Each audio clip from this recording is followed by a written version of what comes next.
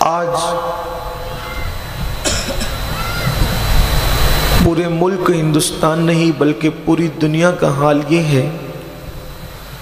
کہ پوری دنیا کے اندر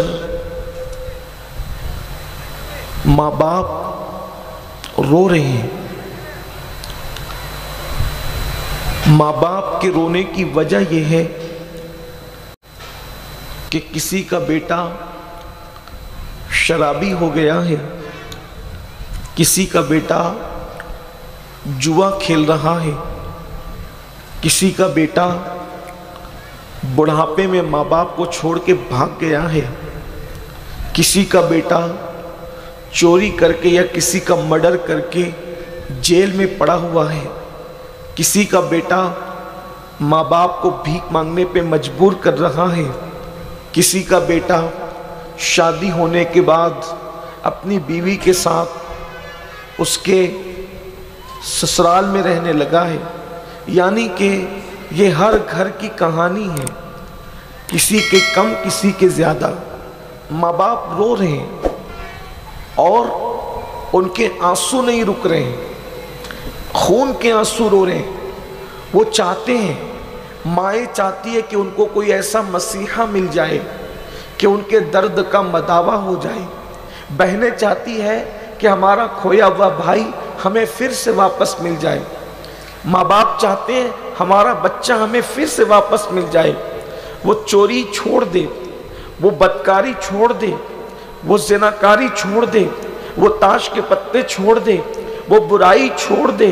اس طریقے کے ماں باپ کوشش کر رہے ہیں، ان کے لیے وہ وظیفے بھی کر رہے ہیں، لیکن سچ کہوں تو وظیفے بھی ان کے ناکام ہو گئے۔ اس کے لیے وہ لوگ منتیں بھی مانگ رہے ہیں، لیکن ان کی منتیں بھی اب کام نہیں آ رہی ہے ان کو۔ اس کے لیے وہ تعویذات مانگ رہے ہیں، لیکن تعویذات بھی اثر انداز نہیں ہو رہے ہیں۔ غرض کے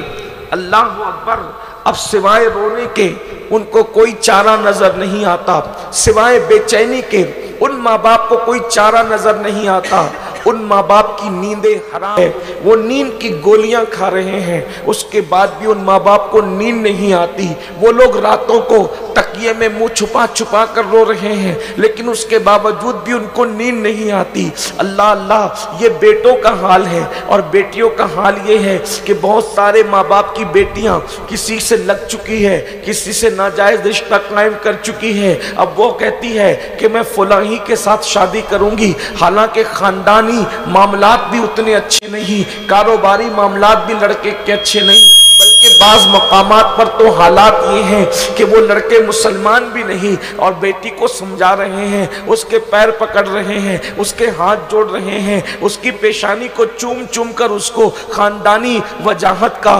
خاندانی عزت کا، خاندانی وقار کا واسطہ دے رہے ہیں، لیکن وہ بیٹی ماننے کو تیار نہیں ہے۔ گویا کہ بیٹیاں بھی ماں باپ کو خون کے آنسو رلا رہی ہیں، اور بیٹے بھی ماں باپ کو خون کے آنسو رلا رہے ہیں، لیکن اللہ اللہ، اب میرے پاس ان لوگوں کے لیے کوئی علاج تو نہیں رہا سوائے اتنا کہنے کے کہ اللہ اگر کرم فرما دے تو آپ کی بگڑی بن جائے۔ یعنی کسی صاحب دل کی دعائی اب آپ کا معاملہ سنوار سکتی ہے، لیکن جو ہو چکا وہ تو ہو چکا۔ یعنی جن کا کھیت چڑیا چگ چکی ان کی تو چگ چکی، لیکن اب یہ بات کہنے کا ان بہنوں کو مجھے ان کی توجہ چاہتا ہوں جن کی اولاد بڑی ہو گئی ہے، اولاد بڑی ہو کر کے بگڑ گئی ہے، اور ماں باپ کو خون کے آنسو رلا رہی ہے۔ ان کے لیے تو صرف دعا کی جا سکتی ہے، میرے پاس اور کوئی عمل لاہ عمل اس کے لیے نہیں ہے۔ لیکن اب میری بہنوں کی، ان بہنوں کی میں توجہ چاہتا ہوں جن کی اولاد بڑی نہیں ہوئی ہے،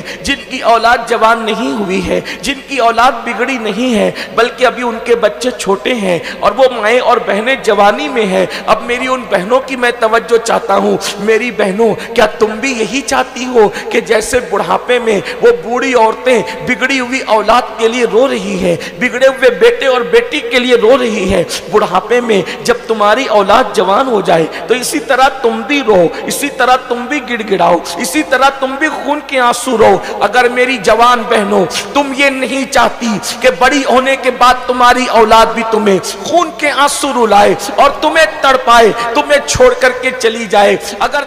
تمہاری اولاد تمہارے ساتھ ایسا نہ کرے جیسا کہ آج کے بوڑھوں کے ساتھ ہو رہا ہے، تو میری بہنوں تمہیں آج ایک کام کرنا ہوگا اور بہت سنجیدگی سے پوری گفتگو سننی ہوگی۔ آپ کیا سوچتی ہیں اگر کسی کا بیٹا شرابی ہوا ہے تو کیا صرف اس شرابی کا قصور ہے؟ کسی کا بیٹا زنا اور بدکاری میں ڈوبا ہے تو کیا اس بدکار کا قصور ہے؟ کسی کا بیٹا چور اور ڈکیت ہو گیا ہے تو کیا اس میں جو ہے اس چور اور ڈاکو کا صرف قصور ہے؟ نہیں نہیں، ان کا قصور تو ہے اور ضرور ہے، لیکن اس سے زیادہ قصور ان ظالم ماں باپ کا ہے جنہوں نے اپنی جوانی میں جب ان کے بچے چھوٹے تھے تو اس وقت ان کی تربیت کی طرف دھیان نہیں دیا، اس وقت ان کی تربیت کی کوشش نہیں کی، اس وقت ان کو سنوارنے کی کوشش نہیں کی۔ باپ پورا دن کاروبار پر رہا اور کام کرتا رہا اور پیسے کماتا رہا، اور جب شام کو آتا تھا تو ٹی وی کھول کر کے بیٹھ جاتا تھا یا اپنے دوستوں میں گپے شپے کرنے بیٹھ جاتا تھا، گپ شپ لگانے بیٹھ جاتا تھا، اور ماں پورا دن کچن میں گزار دیتی تھی اور رشتہ داروں میں صرف کر دیتی تھی۔ اپنے بچوں کی تربیت کی طرف دھیان نہیں دیا، اپنے بچوں کی تربیت کی طرف توجہ نہیں دی، تو آج وہ بوڑھی مائیں اور بوڑھے باپ خون کے آنسو رو رہے ہیں۔ اے خاتون جنت کی کنیزوں، ابھی پالا تمہارے ہاتھ میں ہے، ابھی موقع تمہارے ہاتھ میں ہے کہ تمہارے بچے چھوٹے ہیں، اب تم اس منزل سے بچنا چاہتی ہو تو میرا یہ مشورہ ہے، سنی دعوت اسلامی کے حبلی کے اجتماع کے اندر یہ مشورہ ہے کہ میری بہنوں اگر تم اس نقصان سے بچنا چاہتی ہو تو اپنے بچوں کی صحیح تربیت کرو، اپنے بچوں کی اچھی تربیت کرو۔ اور آج تربیت کس طریقے سے کرنا چاہیے، ایک ماں کون سا رول پلے کر سکتی ہے، ایک ماں اپنے بچے کو کیسے سنوار سکتی ہے، اچھی طرح یاد رکھنا، ماں اگر چاہے تو بچہ ولی اور قطب اور ابدال بھی ہو سکتا ہے،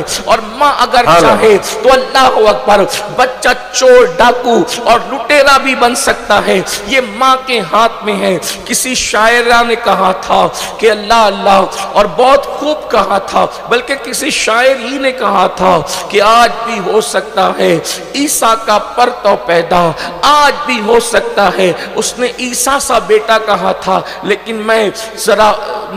مسئلے کی نزاکت کو دیکھتے ہوئے تھوڑا ترمیم کے ساتھ کہوں، آج بھی ہو سکتا ہے عیسیٰ کا پرتو پیدا، آج بھی ہو سکتا ہے عیسیٰ کا پرتو پیدا، ماں کی گود ہی ملتی نہیں مریم کی طرح۔ اگر آج بھی ماں کی گود مریم کی طرح ہو جائے تو عیسیٰ تو پیدا نہیں ہو سکتا، لیکن کردار عیسیٰ لے کر کے بیٹا ضرور پیدا ہو سکتا ہے۔ اگر آج بھی ماں فاطمۃ الزہرا کی گود کی محفوظ ہو جائے تو بیٹا اللہ اللہ حسین نہیں تو غلام حسین بن کر کے ضرور پیدا ہو سکتا ہے۔ اگر آج بھی ماں کی گود ماہ نور فاطمہ کی طرح ہو جائے تو بیٹا معین الدین غریب نواز کا غلام سچا ماں باپ کا وفادار پیدا ہو سکتا ہے۔ اگر آج بھی ماں کی گود ام الخیر فاطمہ کی طرح ہو جائے تو آج بھی بیٹا غوث اعظم شیخ عبد القادر جیلانی کا غلام پیدا ہو سکتا ہے۔ اے خاتون جنت کی کنیزوں، اگر آگے خون کے آنسو رونے سے بچنا ہے تو اپنے بچوں کی تربیت کا پلان کرنا ہوگا، اپنے بچوں کی تربیت کا منصوبہ بنانا ہوگا۔ اور اپنے بچوں کی تربیت کیسے کی جائے گی اس کو اچھی طرح یاد رکھنا۔ دیکھو ماں ایک زمین کی طرح ہوتی ہے، ماں کا کردار زمین کی طرح ہے۔ اللہ اللہ، آپ نے کبھی نہیں دیکھا ہوگا کہ زمین خراب ہو تو اس خراب زمین میں کبھی اچھی فصل آ جائے۔ یہ بات یاد رکھنا، اگر ماں گانے سنے گی اور ماں گانے گنگنائے گی تو بیٹا کبھی نیک اور متقی نہیں ہو سکتا۔ ماں اگر مردوں سے بے پردہ گفتگو کرے گی، مردوں سے بے پردہ بات چیت کرے گی، فون پر لمبی لمبی گفتگو اجنبی مردوں کے ساتھ کرتی رہے گی تو بیٹا کبھی بھی نیک اور پرہیزگار نہیں ہو سکتا۔ ماں اگر اپنے شوہر سے جھگڑا کرے گی، یعنی ماں باپ میں جھگڑا ہوگا تو اولاد کبھی بھی جو ہے وہ شریف نہیں ہوں گے۔ ماں باپ کو جھگڑا کرتے دیکھ کر اولاد بھی جھگڑا کرے گی۔ میری بہنوں یاد رکھنا، اگر تم صدقہ نہیں کرو گی تو تمہاری اولاد اللہ کی راہ میں دینے والی نہیں بنے گی بلکہ وہ لوٹنے والی بنے گی۔ اے میری بہنوں،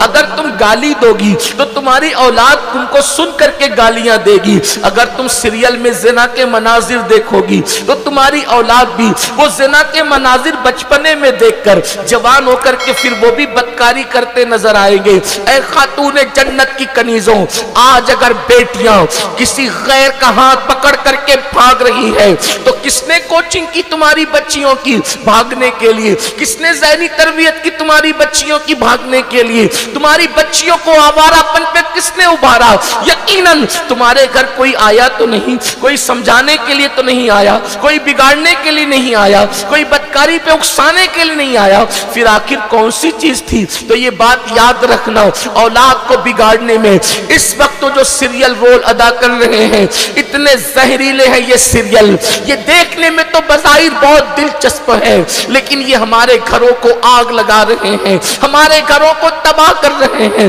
ہمارے گھروں کو برباد کر رہے ہیں۔ اے خاتون جنت کی کنیزوں، ایک نرم پہلو تمہارے دل و دماغ میں ڈال دیا گیا، یہ سیریل تو گھریلو سیریل ہے، اس میں تو گھریلو کہانی بتائی جاتی ہے۔ پھر اس کے بعد کچھ لوگ کہتے ہیں یہ تو پاکستانی سیریل ہے، یہ تو فلاں ملک کے سیریل ہے، اس میں تو اسلام بھی بتایا جاتا ہے۔ سن لو، ہمیں سیریلوں سے اسلام سیکھنے کی ضرورت نہیں، ہمیں سیریلوں سے دین سیکھنے کی ضرورت نہیں۔ دین سکھائیں گے وہ لوگ جو نچنیے ہیں، دین سکھائیں گے وہ لوگ جو گویے ہیں، دین سکھائیں گے وہ لوگ جو اسکرین پر آ کر کے زنا کرتے ہیں۔ ہمیں سیریلوں سے دین سیکھنے کی ضرورت نہیں، ہمیں دین سکھانے کے لیے محمد الرسول اللہ کی ذات کافی ہے، ہمیں دین سکھانے کے لیے اصحاب مصطفیٰ کی ذات کافی ہے، ہمیں دین سکھانے کے لیے اہل بیت کی ذات کافی ہے، ہمیں دین سکھانے کے لیے غوث و خواجہ کی ذات کافی ہے، ہمیں دین سکھانے کے لیے